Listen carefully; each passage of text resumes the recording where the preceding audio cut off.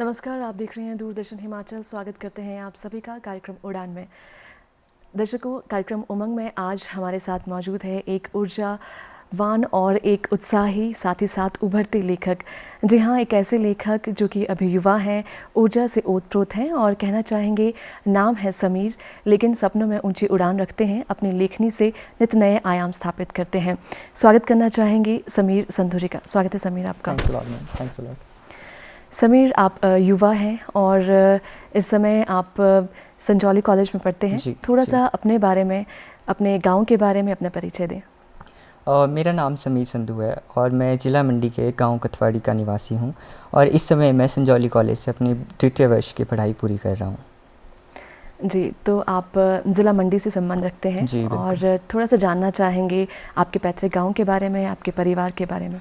मेरा गांव जो है जिला मंडी में कथवाड़ी नामक क्षेत्र में लाया करता है एंड डिस्ट्रिक्ट मंडी बहुत ज़्यादा फेमस है अपनी शिवरात्रि के लिए और वहाँ पर एक बहुत ज़्यादा फेमस टेंपल भी है जिसका नाम है पंचवक्त टेंपल। वो दुनिया भर में अपनी आस्था के लिए वहाँ पर जाना जाता है। जी जी, तो वर्तमान में आप शिमला आए हैं। बिल्कुल। तो जब आप याद करते हैं अपने गांव के बारे में, अपने स्कूल के दिनों को, तो क्या कुछ कहना है उसके बारे में? बिल्कुल, मेरे स्कूल का समय ज़्यादातर अपना कोटली एक क्षेत्र मंडी में है। वहाँ पर अपना मैंने बचपन काफ़ी ज़्यादा वहाँ पर बिताया है। मेरे स्कूल के दिन बहुत ही बेहतरीन रहे हैं शुरू से ही एंड इस बार जो मैं स्कूल से शिमला यहाँ पर कॉलेज की पढ़ाई करने के लिए आया हूँ and it's a great opportunity for me to be in Sanjauli college. जी, बहुत खूब। अच्छा समीर, आप युवा हैं और अभी मात्र 19 वर्ष के हैं और आपने अभी 2 पुस्तक जो हैं आपने लिख डाली हैं। जी। तो 19 साल की वर्ष में, इतनी छोटी आयु में ही आपने लेखनी की शुरुआत की। जी। तो किससे प्रेरित होकर आपने ये कदम उठाया, थोड़ा बताएं इसके बारे में। मैंने बचपन से आई गेस मैं अगर कंप्लीट बात करूँ तो 11-12 से मैंने जो फेमस राइटर्स हैं उनकी बुक्स जो है पढ़ना शुरू कर लिया था एंड मेरे जीवन में अगर हम बात करें तो रस्किन बॉन्ड का काफ़ी प्रभाव रहा है। मैंने उनकी बुक द ब्लू अम्ब्रेला पढ़ी है। उससे मुझे भी प्रेरणा मिली कि मुझे भी एक साहित्य में अपनी एक किताब के ज़रिए जो है मेरे को अपने विचार जो है लोगों तक पहुंचाने चाहिए। इसलिए मैंने वहाँ से ज्वाइन करा। जी, रस्किन बॉन्ड से आप प्रेरित हुए और आपने फिर सोचा कि क्यों ना आपको भी एक शुरुआत करनी चाहिए लेखन की। जी। तो कौन सी पुस्तक, जैसे आपने कहा कि आपने एक पुस्तक पढ़ी रस्किन बॉन्ड की, तो कौन सी जो पात्र है या कहानी, किस चीज़ ने आपको प्रेरित किया कि आप लेखन की ओर आप आगे बढ़े? जैसे कि मैंने अभी बात करी द ब्लू अम्ब्रेला, वैसे तो रस्किन बॉन्ड सर ने काफ़ी ज़्यादा बुक्स लिखी हैं बट मैंने अभी उनकी द ब्लू अम्ब्रेला और the first loves and last loves जो है 2 किताबें पढ़ी हैं। मुझे रस्किन बॉन्ड से काफ़ी इंस्पिरेशन मिली है, उनके राइटिंग स्टाइल से काफ़ी इंस्पिरेशन मिली है। वो काफ़ी कैजुअल वर्ड्स यूज़ करते हैं, इतने ज़्यादा हार्ड वर्ड्स या नहीं यूज़ करते हैं वो। उनसे मुझे भी प्रेरणा मिली है कि मैं भी अपने आम शब्दों में जो है अपने विचार व्यक्त कर सकता हूँ। जी, समीर, हम देख रहे थे आपकी जो पुस्तक का जो टाइटल है, जो विषय रखा है आपने, वो है the art of living fully. English में आप लिखते हैं। तो पहले तो ये बताएं कि आपने इंग्लिश को ही क्यों चुना भाषा के तौर पर, और दूसरा कि इस जो पुस्तक का टाइटल है या जो विषय है उसके बारे में थोड़ा बताएं।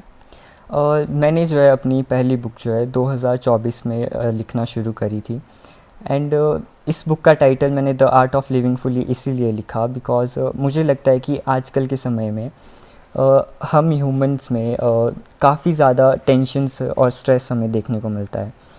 मैंने इस बुक में जो है 25 चैप्टर्स के ज़रिए हमें अपनी लाइफ को कैसे ब्यूटीफुली जीना चाहिए इसके बारे में बताया है। और इसके बारे में अगर मैं और बताऊं the art of living fully हमें यही बताता है इसमें कि हमें अपनी लाइफ में कैसे उसे ब्यूटीफुली जीना चाहिए, कैसे अपनी लाइफ को स्ट्रेस फ्री करना चाहिए। That's all. जी, स्ट्रेस की आप बात कर रहे हैं, आपने यकीनन तनाव की आप बात कर रहे हैं इस पुस्तक में, ज़िंदगी को कैसे जिया जाए। तो आपके अकॉर्डिंग ज़िंदगी क्या है? मेरे अकॉर्डिंग ज़िंदगी वो है जिसमें कि अगर हम सब चीज़ें एक्सपीरियंस करें, हर एक चीज़ समझें, सीखें और एक सीमित ज़िंदगी नहीं होनी चाहिए। अगर हमारे पास समय है, हमें काफ़ी कुछ सीखने को मिल सकता है, हम काफ़ी लोगों तक भी कंट्रीब्यूशन दे सकते हैं। अगर मैं चाहूँगा तो लाइक इस वर्ल्ड को जब मेरा एंड समय भी होगा तो मैं इस वर्ल्ड को कुछ ना कुछ कंट्रीब्यूट करके ज़रूर जाना चाहूँगा। बहुत खूब। छोटी सी आपकी आयु है लेकिन आपकी सोच काबिल तारीफ़ है जी। और काफ़ी ऊंची उड़ान आप रखते हैं। तो आपने वेज ऑफ लाइफ के बारे में जिक्र किया है इस पुस्तक में, थोड़ा बताएंगे? 25 तरीके आपने इसमें बताए हैं। जी।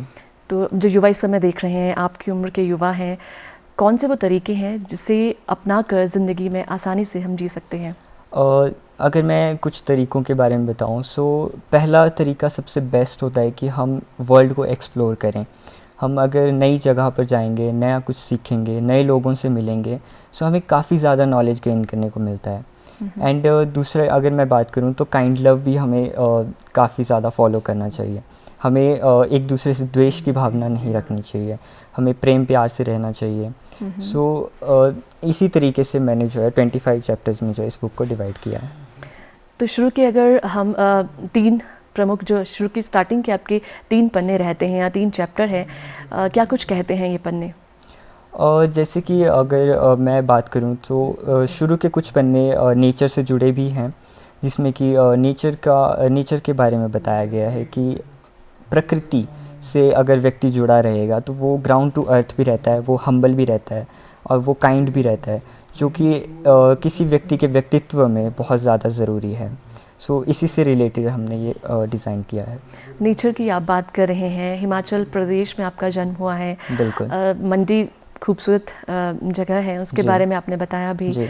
तो प्रकृति से खुद को कितना करीब पाते हैं? बिल्कुल, मैं अपने आप को बहुत लकी फ़ील करता हूँ एंड ब्लिसफुल भी फ़ील करता हूँ कि मैं हिमाचल में जन्म लिया है मैंने। एंड हिमाचल सच में बहुत ज़्यादा विविधताओं से भी भरा है। हिमाचल के पहाड़, हिमाचल का एनवायरनमेंट काफ़ी ज़्यादा बेस्ट है अदर से। सो मैं अपने गांव में ही रहा हूँ बचपन से ही। सो मैं काफ़ी ज़्यादा जुड़ाव फ़ील करता हूँ और I really love Himachal Pradesh. जी, उस जुड़ाव को जब आप याद करते हैं तो क्या कुछ याद आता है आपको? कल्चर, कस्टम, क्या कुछ कहना है? अगर मैं अपने गांव के पर्यावरण के उस समय की बात करूं, सो गांव की जो शांति है वो बहुत याद आती है। आज मैं जैसे शिमला में भी रहता हूं, सो शहर का वातावरण कुछ और रहता है और गांव का बिल्कुल कुछ और रहता है। सो गांव की जो शांति है, हवा है, वातावरण है, लोग हैं, काफ़ी ज़्यादा अच्छे रहते हैं। जी। आपने ये तो खूबसूरती के बारे में बताया, पर्यावरण के बारे में बताया, कुछ ऐसे लम्हे जो परिवार के साथ बिताए हैं आपने, या कोई तीज त्यौहार आपको याद आते हैं? मंडी काफ़ी चीज़ों के लिए फेमस है, कुछ कहना चाहेंगे इस बारे में? जैसे कि अगर इसमें मैं बात करूं तो मैं जो है जॉइंट फैमिली में रहता हूं, सभी एकदम प्रेम प्यार से रहते हैं वहाँ पर। एंड इसी के साथ साथ हमारी फैमिली में काफ़ी ज़्यादा इवेंट्स भी हम लोग ऑर्गेनाइज़ करते हैं। सो सभी रिश्तेदार वगैरह जब आते हैं तो उनसे मिलना भी होता है इसी ज़रिए, और इसलिए एक गांव का जो माहौल है वो बहुत ही बेस्ट रहता है हमें अपने अंदर झांकने के लिए, अपने व्यक्तित्व को सुधारने के लिए। जी, आप अभी हॉस्टल में रहते हैं और हॉस्टल के साथ साथ आपके नए दोस्त भी बने होंगे। स्कूल के बाद आप शिमला की ओर आए हैं। खान पान की अगर बात करें, रहन सहन, कितना परिवर्तन देखते हैं? अगर मैं इस बारे में बात करूं तो मैं घर से सबसे पहली बार जो है हॉस्टल में शिमला आया हूं। जी। सो घर के कंफर्टेबल एनवायरनमेंट को छोड़कर एक नई जगह पर जाना, नए शहर में बसना, रहना, सीखना, इसमें शुरुआती दौर में तो काफ़ी समस्याएं आती हैं, बट समय के साथ जो है व्यक्ति ढल जाता है और वो सब चीज़ें नॉर्मलाइज हो जाती हैं। सो इतना बाद में इश्यूज़ नहीं क्रिएट होते हैं। एंड अगर मैं घर की बात करूं, सो घर में सभी कंफर्टेबल एनवायरनमेंट में ही रहते हैं, हमें हर चीज़ मिलती है। लेकिन जैसे ही हम घर से बाहर जाते हैं, किसी नई जगह पर जाते हैं, हमें चीज़ों के बारे में पता चलता है, हमें रियल वर्ल्ड के बारे में पता चलता है।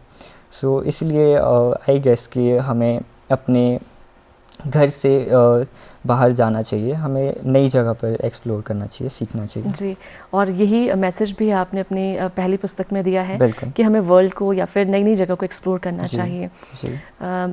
समीर, आपसे जानना चाहेंगे, क्योंकि आपने पुस्तक लिखी है, बहुत छोटी आयु में आपने लेखन शुरू कर दिया है, तो शुरुआती दौर में किन कठिनाइयों का आपको सामना करना पड़ा, या यूँ कहें कि ड्राफ्टिंग से लेकर पब्लिशिंग तक का जो सफ़र है वो किस तरह का रहा?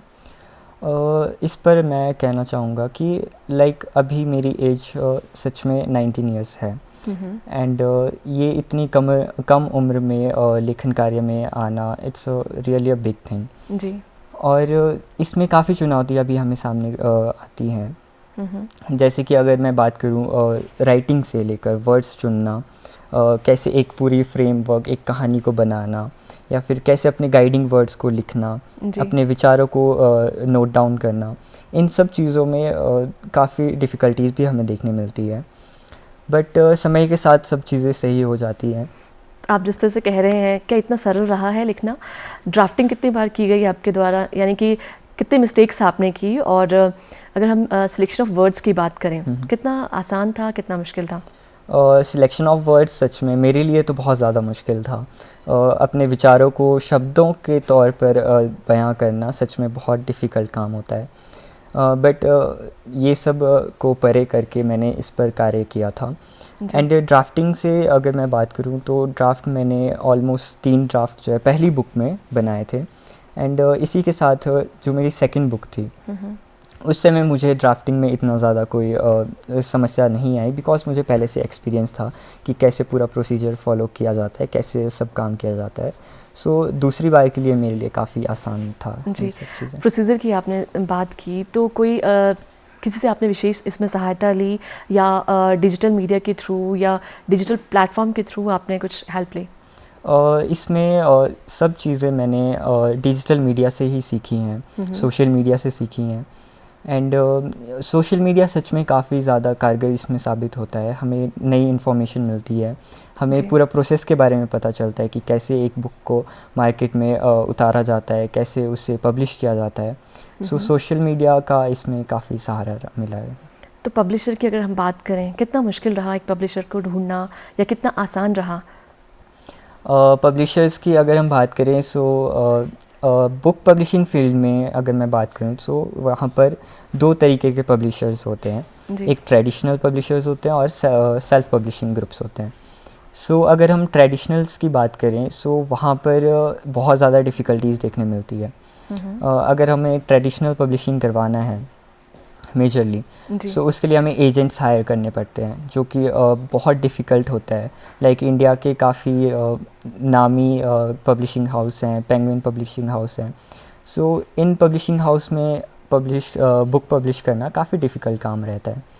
लेकिन अगर हम सेल्फ पब्लिशिंग में बात करें, सो वो थोड़ा इजी रहता है, वहाँ पर बुक एक्सेप्ट होना थोड़ा इजी रहता है। सो मैंने भी अपनी दोनों बुक्स जो है मेजरली सेल्फ पब्लिशिंग हाउस से ही पब्लिश करवाई है। जी। तो बेहद खुशियों भरे वो पल रहे होंगे जब आपकी पहली बुक पब्लिश हुई। जब उन पलों को आप याद करते हैं तो क्या कुछ कहना है उसके बारे में, और कैसा फीडबैक आपको मिला? अगर मैं बात करूं, सो पहली बुक मेरी द आर्ट ऑफ लिविंग जो है मैंने 2024 में, जैसा मैंने बताया, वो पब्लिश की गई थी। जी। सो अगर मैं बात करूं तो मेरी फैमिली में सबसे पहला मैं व्यक्ति हूं जिसने बुक्स लिखी हैं और उन्हें मार्केट तक पहुंचाया है, लोगों तक पहुंचाया है। So it's a very big moment for me. And मैंने अपनी first book the art of living fully जो है अपने चीफ सेक्रेटरी सर यहाँ पर हिमाचल प्रदेश में उस समय थे, श्री प्रबोध सक्सेना जी, उनके द्वारा जो है उसे लॉन्च करवाया था उन दिनों। सो वो भी मेरे लिए काफ़ी एक अच्छा पल था, और बेशक मैंने उसके आगे भी काफ़ी काम किया। So that's all. जी, ये तो आपकी पहली पुस्तक रही। अब दूसरी पुस्तक की ओर आना चाहेंगे। आपने थ्रेड्स ऑफ लव पुस्तक लिखी है, इसके बारे में बताएं। इसका टाइटल किस तरह से यूनिक है और क्या कहानी है इसके पीछे? थ्रेड्स ऑफ लव जो है बुक मैंने जस्ट इसी ईयर जो है उसे प्रकाशित किया है, पब्लिश किया है। एंड थ्रेड्स ऑफ लव के बारे में अगर मैं कहूँ तो ये एक तरीके का नोवेल है। इट्स अ स्टोरी जो कि हमें एक मैसेज भी एंड में देती है। इस स्टोरी के माध्यम से मैंने काइंड लव के बारे में बताया है कि काइंड लव कैसे हमें परस्यू करना चाहिए। एंड एंड में जो स्टोरी की एंडिंग की गई है वो एक मैसेज के थ्रू की गई है, जिसमें कि हमारे वर्ल्ड में जो मैन डोमिनेंस है वो काफ़ी ज़्यादा कई जगहों पर हमें देखने को मिलता है। अगर हम ग्रामीण इलाकों की बात करें, वहाँ पर ज़्यादा हमें ये चीज़ें देखने मिलती हैं। बेशक शहर में ये वुमेन के ऊपर जो डोमिनेंस होता है ये कम जी। देखने मिलता है, बिकॉज़ मेजरली शहर की महिलाएं ज़्यादा एजुकेटेड होती हैं, उन्हें हर चीज़ का सही गलत का ज्ञान होता है, उन्हें अपने राइट्स के बारे में पता होता है। बट जो गांव की महिलाएं हैं वो कहीं ना कहीं इन सब चीज़ों से वंचित सी रह जाती हैं, और जिसके कारण जो है मैन डोमिनेंस हमें गांव में सबसे ज़्यादा देखने को मिलता है। सो इसी के ऊपर जो है पूरी बुक को हाईलाइट किया गया है। बहुत खूब, आपने इतनी छोटी आयु में इतने बड़े इशू यानी कि विषय को आपने छेड़ा है, इसके बारे में लिखा है। यकीनन आपका अपना खुद का अनुभव रहा है, तो क्या कुछ कहना चाहेंगे? खुद के अनुभव आपने किस तरह से अपने शब्दों को, भावनाओं को आपने एक पुस्तक में उतारा है?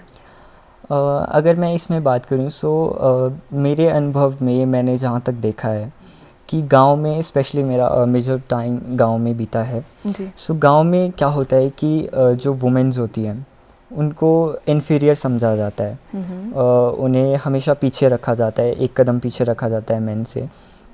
इवन दैट अगर मैं अपने एक्सपीरियंस की बात करूं यहाँ पर, ऐसा कई बार मैंने देखा है कि बेशक मेरी एज 19 ईयर्स है, बट जो मुझसे बड़ी उम्र की लाइक महिलाएं भी हैं, फॉर एग्जांपल 30 प्लस या 50 प्लस, देन कई स्थानों पर ऐसा होता है कि मेंस को ज़्यादा प्रिविलेज दिया जाता है। इवन दैट एक छोटा सा एग्जांपल मैं दूं तो बॉयज़ को अगर सीटिंग एरिया है तो बॉयज़ को ऊपर बैठाया जाएगा एंड वुमेन अपने आप ही वो नीचे बैठना प्रेफर करते हैं जी।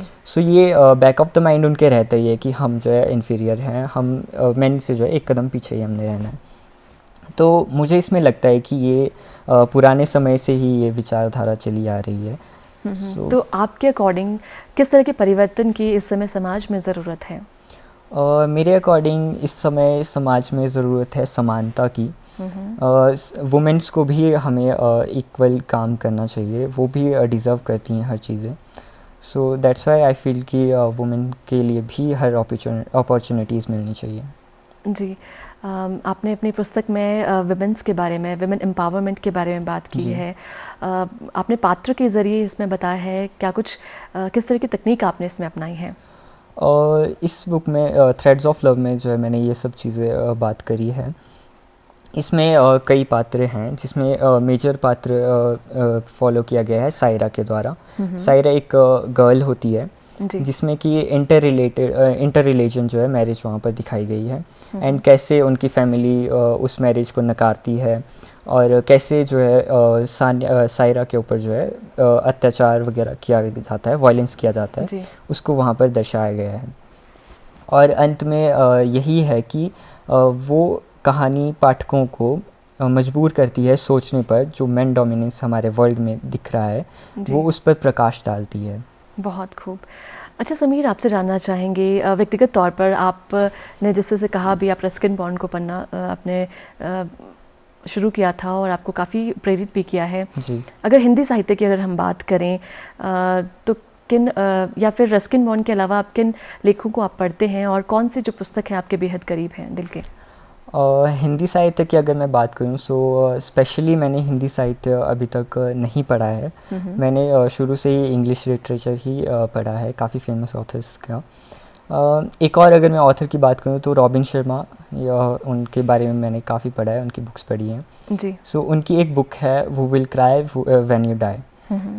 इस बुक में भी उन्होंने काफ़ी लीडरशिप क्वालिटीज़ हमें बताई हैं, हमें कैसे वर्ल्ड का नज़रिया है देखने का हमें वो बताया है, कैसे हमें लीड करना चाहिए, कैसे हमें अपनी लाइफ को ब्यूटीफुल वे में, मीनिंगफुल लाइफ हमें कैसे जीनी चाहिए, इस बारे में भी उन्होंने काफ़ी वहाँ पर बताया है। जी, बहुत खूब। अच्छा, बतौर लेखक आपसे जानना, आप उभरते लेखक इस समय हैं, लिख रहे हैं, समाज में जो हो रहा है आप उसे देख रहे हैं, बखूबी लिख भी रहे हैं, तो एक लेखक की खूबियों के बारे में आपका क्या कहना है? लेखक की खूबियों के बारे में अगर मैं कहना चाहूँगा तो लेखक एक ऐसा व्यक्ति होता है जो अपने विचारों के ज़रिए समाज में कुछ ना कुछ बदलाव लाने की पूरी कोशिश करता है। अपने विचारों के ज़रिए, अपने लेखों के ज़रिए वो समाज में एक मैसेज प्रोवाइड करता है ताकि लोग जो हैं अपना एक मत बना सकें, पब्लिक ओपिनियन एक अपना बना सकें। इसमें लेखक का काफ़ी अहम रोल रहता है। जी। व्यक्तिगत तौर पर अगर बात करें तो आप किस तरह के स्टूडेंट हैं? दोस्तों के बीच जब आप जाते हैं तो किस तरह का माहौल रहता है? व्यक्तिगत अगर मैं तौर पे बात करूँ मैं काफ़ी अच्छा स्टूडेंट रहा हूँ शुरू से, बट अगर मैं बात करूँ तो सोशलाइज मैंने काफ़ी कम किया है। मैं अपने 12th क्लास से पहले की अगर बात करूँ जी। मैं एक इंट्रोवर्ट था, अब शायद अभी भी हूँ, बट उस समय मैं काफ़ी ज़्यादा था, बट वहाँ से मैंने आज तक काफ़ी ज़्यादा प्रोग्रेस किया है। स्कूलिंग में मेरे फ्रेंड्स जितने रहे थे वो लिमिटेड सर्कल था, जी। बट कॉलेज में एंट्री करने के बाद, इवन दैट एनएसएस ज्वाइन करने के बाद, मैंने काफ़ी ज़्यादा सोशलाइज होना सीखा है। यानी कि एनएसएस का आपकी लाइफ में बहुत बड़ा इम्पैक्ट रहा है। जी। तो एनएसएस क्या है, थोड़ा बताएंगे दर्शकों को?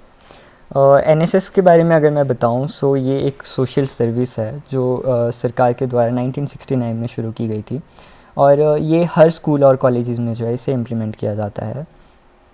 हालांकि मैंने एनएसएस जो है स्कूल में ज्वाइन नहीं किया था, जी। ये मैंने कॉलेज में आकर ही ज्वाइन करा है। सो एनएसएस ने काफ़ी मुझे मेरे व्यक्तित्व में काफ़ी परिवर्तन लाए हैं। जैसे लोगों से सोशलाइज करना, मुझे पहले के समय लोगों से बात करने में काफ़ी डर लगता था, नए लोगों से मिलना, एक क्राउडेड एरिया में जाना, उसमें भी मुझे डर लगता था। एंड इवन दैट अगर मैं एक बात इसमें ऐड करूं जी। तो जब मैं 12th क्लास तक था, उस समय जैसे एक सिंपल छोटा सा एग्जांपल है कि अगर मेरे को रेस्टोरेंट में भी जाना था जी। तो वहाँ भी मुझे शर्म आती थी। रेस्टोरेंट में जाने में भी मुझे डर लगता था कि वहाँ पर भी कैसे जाया जाए। मैंने उस स्टेज से यहाँ तक, आज मैं बीए सेकंड ईयर में हूँ, और मैंने काफ़ी अपने को डेवलप किया है। मुझे अब आजकल के समय में नए लोगों से बात करना काफ़ी अच्छा लगता है, सोशलाइज होना काफ़ी अच्छा लगता है, और दैट्स व्हाई एनएसएस ने मुझे काफ़ी ज़्यादा चेंज किया है। आज के उभरते युवा लेखक समीर संधू में जो परिवर्तन हम देख रहे हैं, यानी कि वो आपके लेखन के माध्यम से भी झलकता है। लेखन को कितना श्रेय देना चाहेंगे इसके लिए? लेखन को सच में मैं श्रेय देना चाहूँगा, बिकॉज़ मैंने जब से शुरुआत करी है लिखने की, मैंने काफ़ी लोगों से इससे जुड़ा है, काफ़ी लोगों तक अपने विचार पहुंचाए हैं जी। इसके ज़रिए मैंने काफ़ी कुछ सीखा है। जी, परिवर्तन आप में दिख रहा है, और आज आप दूरदर्शन के मंच पर आए हैं। कैसा आपको लग रहा है? क्या वही समीर इस समय बैठा है जो कभी इंट्रोवर्ट यानी कि अंतर्मुखी रहा करता था, या फिर अभी परिवर्तन आप देख रहे हैं खुद में? डेफिनेटली मैं अपने में परिवर्तन बिल्कुल देख रहा हूँ, बिकॉज़ दूरदर्शन सच में काफ़ी बड़ा प्लेटफॉर्म है, and I feel very blessed कि मैं यहाँ पर हूँ। एंड ज़रूर से ये समीर जो है इस समय काफ़ी बदलाव इसमें है। पहले के समय जैसे मैंने बताया वो काफ़ी ज़्यादा इंट्रोवर्ट था मैं उस समय, काफ़ी बदलाव मैंने अपने में नोटिस किया है। जी। अच्छा समीर, जो युवा हमें इस समय देख रहे हैं, जो दर्शक हमें इस समय देख रहे हैं, आपकी उम्र के टीनेजर्स देख रहे हैं, क्या संदेश आप देना चाहेंगे? संदेश मैं यही देना चाहूँगा कि हमें, जो यंग यूथ है वो कुछ भी कर सकते हैं, दे हैव यंग माइंड्स। हमारे देश को यंग माइंड्स की ज़रूरत है, एंड हमें जो है अपने वर्ल्ड से, अपने कंफर्ट जोन से हमें बाहर आना चाहिए। इवन दैट अगर हम बात करें, इस वर्ल्ड में किसी भी व्यक्ति ने अगर कुछ भी अचीव किया है तो वो अपने कंफर्ट जोन से बाहर निकल कर ही अचीव किया है। दैट्स वाई हमें सोशलाइज होना चाहिए, लोगों में जाना चाहिए, लोगों से सीखना चाहिए, नई जगह एक्सप्लोर करनी चाहिए, सबसे इम्पॉर्टेंट थिंग। एंड इससे व्यक्तित्व में काफ़ी बदलाव भी आते हैं, एंड काफ़ी समस्याएं भी हमें अपने रास्तों में आती हैं। बट अगर हम दृढ़ निश्चय रखें, अगर हम अच्छे से अपने काम के प्रति इंटरेस्टेड हैं, अगर उसके प्रति अपना समर्पण देते हैं, हम डेफिनेटली सक्सेस अचीव कर सकते हैं। जी, बहुत खूब। अच्छा समीर, आने वाले समय में आपकी क्या प्लानिंग्स हैं, उसके बारे में थोड़ा बताएं। आने वाले समय में अभी तो मैं अपनी पढ़ाई पर ही मोस्टली फोकस करने वाला हूँ, बट अगर मैं लेखन कार्य में अपने को देखूँ मैं नोवेल्स ज़्यादा बेटर लिखना पसंद करूँगा, बिकॉज़ कहानी के ज़रिए पात्रों के साथ जो है पाठक अच्छे से जुड़ पाता है। जी। जो मैसेज मैं वर्ल्ड में देना चाहता हूँ वो ईज़िली स्प्रेड किया जा सकता है।